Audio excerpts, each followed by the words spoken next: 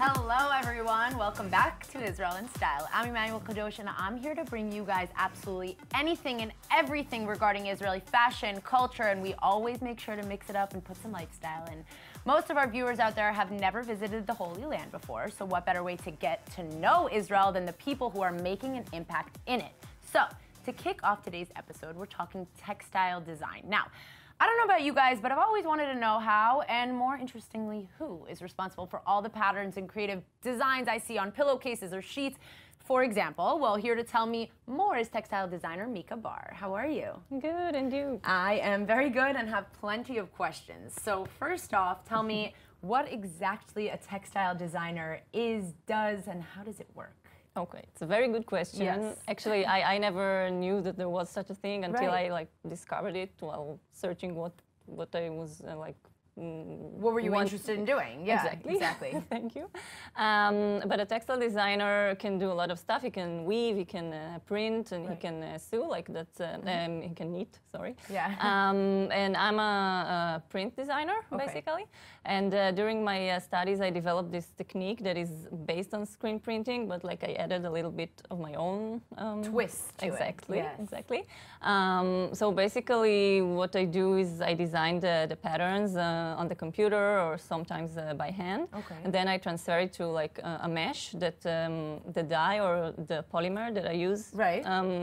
These are the materials that you're using for. Exactly. I mean, for the pillows more.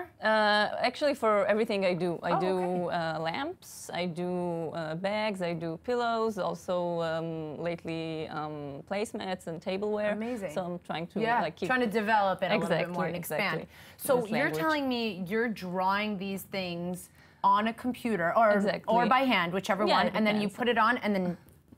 Well, it's a little hard to explain. Like a little the whole harder. process, Okay, right. But it transforms into a mesh, and then it's like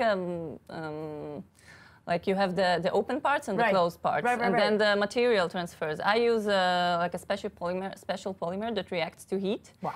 And this is like the polymer, and the soft part is the fabric. So then you get this. I get it. Yeah. Oh, now that makes a lot more sense. Well, I mean, they can't really see it. I can see it, but this makes more sense to me, less to you people. So that's amazing. So how did you get involved in doing this? Did you want to go to study it? Was it a passion that you've always wanted? Well, it's like a mixture of everything you said.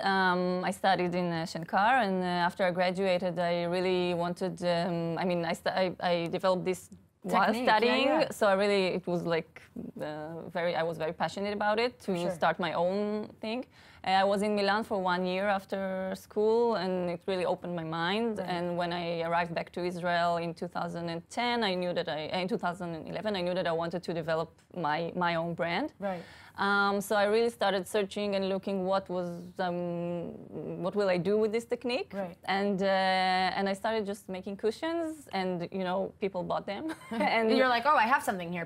People are enjoying this. This is great. Exactly. And so from there, that's where this kind of all developed. And you're not just selling here in Israel, right? Not the light fixtures, not the bags, not the pillows, not everything. Yeah. Okay. So where are you selling? Actually, it's funny because I started selling more, and still I sell more in the worldwide than in Israel, but it's also developing here in Israel.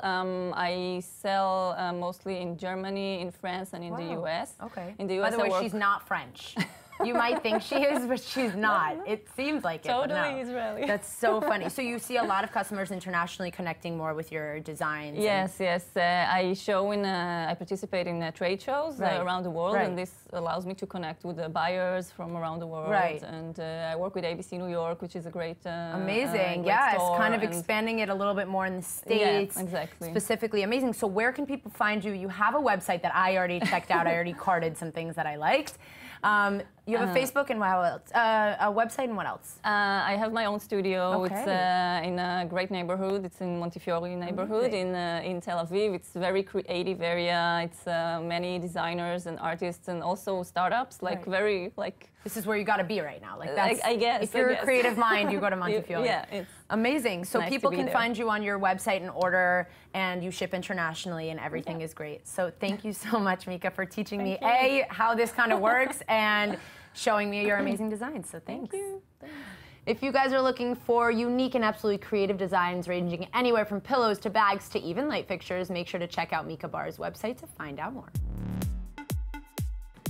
All right, so with me in the studio is the trendiest of all fashion journalists. She doesn't only work for a fashion tech company, she's also kept up with all the, latest trends in Israeli and international fashion and the industry as a whole. And she's here to talk to us about the top Israeli models of the year. Emanuelle Kadosh, how are you? Hi, I'm great. I love being back. I love having you on the show. You tell us all the trends, everything that's fallen into the fashion world and the industry as a whole. I'm here for that. Yes, and first of all, you look amazing today. Thank you so much. Nude is your color. By the way, speaking of, this doesn't have much to do with what we're going to be talking about today, but just for all you fans out there, my grandma agrees with you on the topic of biker shorts. Okay.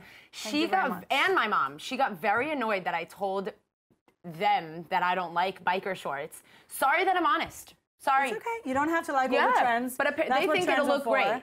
You're going to look great in anything. So we have to try to work that out. We will. Yeah. We'll try to work it out. So what are we talking about today? Today we're going to talk about Israeli models making us proud in the world. Like rocking it, working really hard. Modeling industry is one of the hardest industries to work in. Right. I used to work for a model agency for 2 years. And I'm telling you, these girls have to work. They have to go to auditions. They have to meet clients. They get 99% of the time no. Yeah. And it's hard. I mean, imagine going to like a job interview and getting no. It's hard. They get no most of the time. Right.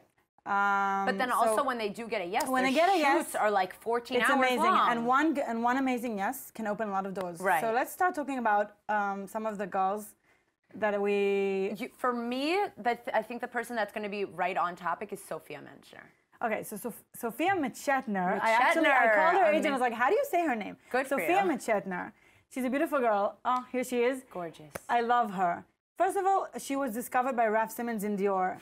She went there just to like sort of walk around and try and make something of herself with her agent. He saw her in a shop and said, okay, I'm hiring you. Yeah.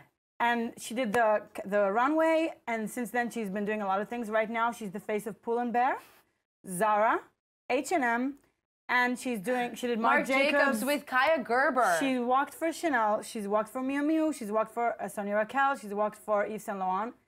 I have the chills. Literally, I have the chills. Cover of Elle. In Israel, how old is she? What, 17? 17. Okay. She's going to be finishing high school like now, I think. Yeah. And her agent plans to take her like abroad to like Does she plan on doing the army? I think so. Because that's I think she's going for like 6 months. So right. Okay. Yeah. So who's number 2 on our list? Number 2 is actually a girl who works in the same agency as Sophia. I love this girl. Yeah, Dorit. Yes, Dorit Revelis. I'm pronouncing it all wrong. She's pronouncing it all right. No, okay? I called the agent to say how do you say the names, just I want to be proper. They're very Topshop. Everything. Okay, she's the face of Topshop. Massimo Dutti. She did H&M. She's done Chanel, Miu Miu. And now she's the face of royalty, right? She's the face of royalty in Israel and of 24/7. Wow. I didn't say Israeli brands actually. This is Bella Hadid with an off-white. Kaya Gerber. I mean, Cindy Crawford's daughter, for those who don't know. She's working with this is the top models in the world. She's 16. She's 16 years old. She just opened for Gani. This is Gani in Copenhagen. She opened the show. They were like all over it. This amazing. Is off-white again. She's gonna be huge. I have a feeling with her curly hair and her gorgeous, like unique look. She's just starting, and and she works really hard. Calvin Klein. Yes. So who's third on our list? Third on our list is. By the way, this isn't in order or anything. This is just the models that we think are absolutely gorgeous. Yes. Third on our list. Third on our list is Avital Langer. Okay. Avital Langer, also in the same agency. Here she is. Wow. Okay, it's all working. It's all working. She's working for Miu Miu, for Chanel, for Prada, for Yves Saint Laurent. She's done all the catwalks. Yeah. She's only 16. Don't they get nervous? Like, I can barely walk in heels through the studio. I've spoken to them. They get very nervous, but it's their nature. This is what they should be doing. They are models. Yeah. They are like 1.75 at least. Some of them are 1.80. Captivating. She's doing. This is Zara right now, actually. This is everything. The Zara online is all her. You see her all over the place. Yeah, this is the new Zara campaign. Yes. She's everywhere. Yeah. So it's just, I think it's admirable that these girls, they're working so hard and they're traveling and they're in school. And they're in school, yeah. And they want a life. They want, friends to keep up with. It's amazing. Pull & Bear, the new campaign as well. Amazing. She's beautiful. Okay, who's the last one on our list? We're going to talk about Yael Shelbia. Yael Shelbia, Like stunning. I love can't this handle video. it. I can't handle her as a human. It's just stunning. Her top campaign is Kim Kardashian KKW makeup campaign. She's the face of it. Kim chose her. And you can see as the results of the campaign, she's in the middle. She's the face. Kim Kardashian posted pictures of her. Since then, by the way, I spoke to her. She gained 70,000 more followers. She has now 300K. And she's been getting a lot of options abroad. Look at her. Here, she's in the middle. Look at her gorgeous face. And she said that while the shoot was happening, Kim wasn't there, but she was on live streaming with them. Yeah. And she kept saying, put her in the middle, put her this. This is a campaign with Leo Messi that Arena Shayk did 1 year ago. The same campaign, it's a cellular campaign. I can't get over this. This face is amazing. And also, her thing was that she grew up ultra-Orthodox. Exactly. But she chose to leave it, although she doesn't do swimwear. She doesn't do so. No, she's more modest, of course. She really does keep it together. You know, she also respects her family. She respects her siblings. She does keep Shabbat. I just read an article. I read as well, and I also read an article about her that she said, I don't understand why people are mad at me if I can make a profession and do well for myself and help my family. Right. And I totally agree. I agree 100%. If she can help them out, and if she's getting campaigns like KKW Beauty, like, go girl, you deserve to be on these magazines. And apparently she works all the time abroad, but she doesn't, I spoke to her agent and he said she doesn't like posting because she feels like she's not, this is what was surprising me. She's not like so 100% secure of how she looks. She's 16. And she doesn't want to post pictures all the time. I agree with her. He told me he has to beg her. I agree with her. To post like pictures of herself. Good for her. I love that. She's modest. She's modest. She's like, I don't want to together. post everything I do, but he's like, you're in Paris, you have to post. People need to see what you're doing. I mean, yes, that is part of the job, the part of the world, the industry or whatever, but I love her and I think that she's going to go so big. Beyond She's far. Stunning. And it's overwhelming to be 16 and so successful. Amazing. And flying around the world. Kim Kardashian. And we have another one, actually. Oh, do we? Yeah, Sean Levy. Yes. Sean Levy. I love Sean Here she is in Vogue Italy. This is new. Sean Levy is beautiful. beautiful. She cut her hair, and then all the options started flowing. Yves Saint Laurent called her. They invited her to do the show. First show she ever did. Ever. And then Does that happen to humans? Mario Testino called her, and he's like, hey, I saw you. I want to take pictures of you. Can you come to London? She's like, okay. She went there. A second before, a girl walked in and she said to her agent, that girl looks important. Who is that? She's like, that's Gigi Hadid. She's like, what? She didn't know. She was like a girl. She's a tomboy. Player. She's a tomboy. Chloe, yes, I do. I've heard a lot about her. She's a tomboy. She used to be a basketball player. She's 1.80 meters. She didn't even think of modeling. Look at her face. And she's doing an amazing job. Amazing. So she's hanging out with Bella Hadid in New York. She's living in New York right now. Yes. She's living the life. I think that we have to wrap it up, but I think that everything about these models, and they're so young, like there's nobody on this list that's even 20 , right? Or maybe Sean might be. She's 22, but the rest are exactly 17. They're babies and they're succeeding. And they're doing these are the top brands. I mean, these are the brands that you and me talk about all the time. Chloe, Yves Saint Laurent, H&M. These are our Israeli girls right here. Yeah, we have to empower them. We have to keep supporting them. And I'm so happy you came into the studio to tell me about them. And you'll be back in a few weeks to talk to me about something new. So thank you so much, Daniela, for being here. There you have it, people. Those are our top 5 emerging models here in Israel. They're international, unstoppable, and, well, absolutely drop dead gorgeous. No, make sure to go follow Daniela's Instagram for more fashion inspo. So, my next guest with me actually messaged me on Instagram about her brand. She told me that her designs and company had a very interesting story that I would really like to hear, and I did love it. Not only did I want to hear it, it really touched me on another level, but I won't get too much into it. Here with me is fashion designer Nina Broder. Hi, love. Hi, how are you?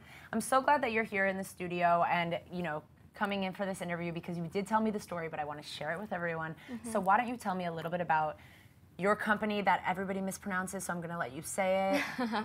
Braga. There we go. Okay, so tell me about the story. So I'll tell you where the name comes from. It was my great-grandmother's last name. She was born in Hamburg, Germany, and she was a seamstress. That was her profession. And during World War II, her husband was taken into one of the camps and let out for a very short amount of time. So they had like a very quick amount of time they were able to escape. So they both left to London and left her family behind. And one of the few things she actually was able to take with her was her sewing machine, which is like amazing. So she brought that with her. And then later on they found out that her family unfortunately was murdered by the Nazis. So to continue her family's name and also in honor of her being that she was a dressmaker, I wanted to name the company after her. That's amazing. That's so, I have the chills all over, all over. So how did that kind of inspire you to go into fashion, or where did it all start for you? So I was born in Israel, and when I was quite young, we moved to America. My uncle had a clothing company in America. Oh. So I grew up like around the industry. Literally? And, From before you were born till during like your time. That's amazing. Exactly. So it was always my dream to work at his company one day. And then we ended up moving back to Israel, so it wasn't really an option. Right. And then I went to high school, I went to the army, and I wasn't really so into fashion. Like I didn't know how to sew. Yeah. And when I finished the army, I went to New York for a couple of months, and my aunt took me one Sunday to the Met Museum. They have the costume exhibit there by Anna Wintour. Yeah. And I was like in love with it. I thought it was stunning. I got like so into couture. I just thought it was like incredible. I was a tomboy growing up, so I wasn't into anything. Totally relate to that. Yeah. I was a tomboy, and here I am, like the complete opposite of what you think you're gonna end up. Yeah. So I'm religious, so most of my designs are more on the modest side. Like no tank tops, no tank tops. I originally started doing that, and then I decided, you know what, why not stick to my beliefs, and then it really comes from within me. That's amazing. Yeah, so I do more evening wear. That's where I find that I get to be most creative. And so people can find you on your Instagram. You have a website and a Facebook, right? Mm-hmm. Amazing. Yeah. So I'm sure so many people are going to reach out, and your designs are amazing. What you're wearing is gorgeous. Thank you so story much. Behind it is so touching. And I can just say I'm sure that your great-grandmother is so proud, you know, and your grandma and your uncle and everybody around it. So thank you so much. Thanks for coming in. Thank you. If that didn't warm your heart up just a little bit, then I cannot help you. No, I'm kidding. Make sure to check out Nita's website to see all her latest designs. So guess who's back, people? The one and only founder of the hottest online community here in Tel Aviv. Jonny Stark is here to give us the top 5 bars to check out on your next visit to Tel Aviv. How are you? Woohoo, it's good to be back. I'm very excited that you're back. We are talking about my favorite topic, cocktail bars slash fun events to do here in Tel Aviv, right? Yeah. So let's just jump straight into it. This is a secret Tel Aviv rated poll, right? This is part of our summer best bars and restaurants series, where we're having polls every couple of weeks. Right. This is the best bars and clubs poll. Yeah. Top 5 bars in Tel Aviv, as voted for by Secret Tel Aviv. Number 1 was the same as last year, actually, Kuli Alma. So they maintain their top spots. Yeah, that's actually fun because Kuli Alma, for those who don't know, isn't just a bar. It's like also a club, and it also has certain like, you know, events. People come, designers, and they sell things in their back room, right? Yep. So what type of vibe, you know, have you been there? What do you... So Cooley is actually one of my favorite bars. Yeah? Okay. It opened about 5 years ago, and it's kind of underground bar, because it is underground, I guess. Yeah. And they're open 7 days a week. They're open till like 4 a.m. most days. Yeah. It's free to get in, which is something I love with a bar. I always thought that was just me. It's actually free to get in. I always thought it was, you know, had to pay a little bit sometimes. Oh. Totally free to get in. No entrance fee. That's always good. Okay. And they have, every night they try and have top DJs. Right. They have live music like 2-3 times a week. They have some really pretty cool concerts going on there, actually. They also have an art gallery, which they kind of refresh every week or so. They have food, they have pizzas, and they have my favorite drink in Tel Aviv, which is the Tubi slushy. Oh, you're a Tubi fan. I am sometimes a Tubi fan. If I'm trying to get wasted, then Tubi. Then it's Tubi, yeah. Yeah, exactly. So, okay, so Kuli Alma was number 1 on the list. You know, for anybody who goes there will understand why. It's really fun. It's a little half outdoors, half indoors, half artists, hipsters. We love it, okay? Yep. What's number 2? Number 2, talking about hipsters. Number 2 is the hipster capital of Tel Aviv, I guess. Tedder. Yes. Yes. I love Tedder. I love Tedder as well. For summertime, nowhere nicer to go and sit down outside. Yeah, in the background you see here, like there's the restaurant that goes around at the top, right? Correct. That's looking down at the center where, you know, the bar club kind of scene is. Exactly. So they have Bet Romano at the top, and then underneath they have like the huge space. And it's really more laid back, right? Very laid back, very hipster. Yeah. Open, you know, Friday, Saturday afternoon, evening times. Right. I think in the evenings as well throughout the rest of the week. Yeah. They have beautiful pizza. I don't know if you've eaten the pizza there. Crazy pizza. Amazing, like big chunks of mozzarella. It's just like eating mozzarella chewing gum. Insane. I love it. So that's an Eyal Shani as well, the guy from Miznon and all that. Right. He's a famous Israeli chef, for those who don't know. crazy pizza if you're going to go to Tedel. That's the reason I go to Tedel, literally. Yep.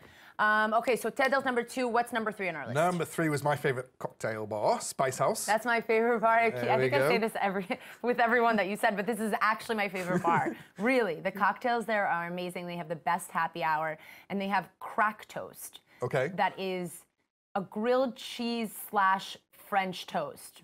Okay.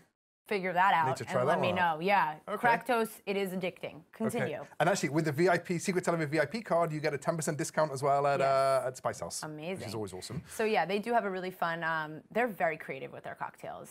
Very, very creative. They have like you see it's a very like laboratory types, like vibe, like science laboratory vibe. They're all wearing their like robes and there's test tubes all over. It's really, really unique. Yeah, so I love that place. Yes. Number 4, back to hipsters, Sputnik on the corner of Allenby and Rothschild. A very nice outdoor chilled bar. Yeah, until you go inside. Until you go inside and it gets a bit crazy. Until you go inside. I had my birthday there last year and it gets pretty rowdy inside, not gonna lie, it does. Okay. It does also have live music, but the outside is a lot, like we said, hipster, laid back with a beer. You can actually hear people. You're going to a bar and you can hear people. Yep. Have you been Sputnik? I've been to Sputnik a few times. Yeah. We did an event in Sputnik last year. We did booze and boobs for charity or something. We did an event with School of Shine there. It was very cool. They had like a interactive boob pit downstairs. That's so fun. It was very cool. Wow, I love that. Okay, so where are we wrapping up? Where's number 5? We're wrapping up actually, so this is a good place to wrap up. We're wrapping up with Double Standard, which is on Dizengoff, the other side of Dizengoff, towards the north. It's a sister bar of Spice House. Right. They have amazing cocktails as well. Right. And it's a nice one to finish actually because they also gave us a prize for this poll. Yes. Of 300 shekels of drinking credits. So this is a surprise for those who don't know. Exactly. Some lucky girl or guy is going to be winning the 300 shekel prize, right? Correct. For Double Standard. Exactly. They all had to comment on a post, just their names, and you selected all you have to do exactly. right? Just list your drinking buddy or comment on your drinking buddy. We randomly selected. We had like 325 people commented. We did a random selection before. So, and who's the winner is the winner is Zoe Wiseman. Oh, Zoe Wiseman, you get 300 shekels to Double Standard, and if you ask me, do it during happy hour because then you'll be really smashed. You're gonna have a time. You are gonna have one good time over there. So that's so fun. So she won the 300 shekels, and you guys should definitely keep doing that because I'm definitely gonna throw my name in there here and there. We have at the moment, we have Best Burger. Oh, that's my favorite burgers. Okay, so that's actually a really good idea. I need to go check what everybody else thinks is their favorite burger because I know which one's the best. I'm pretty certain yours is probably the same as everybody else's. Which one? Because it's got 600 votes so far. Tell me which one. Starts with a V. Nope.